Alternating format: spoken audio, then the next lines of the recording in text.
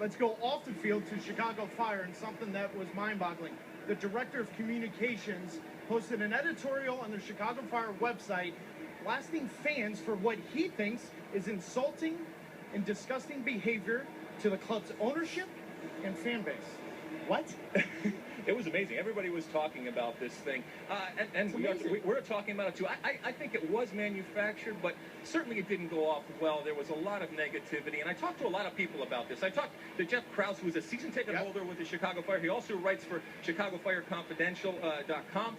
And I asked him, and he put it bluntly. He said, you know what?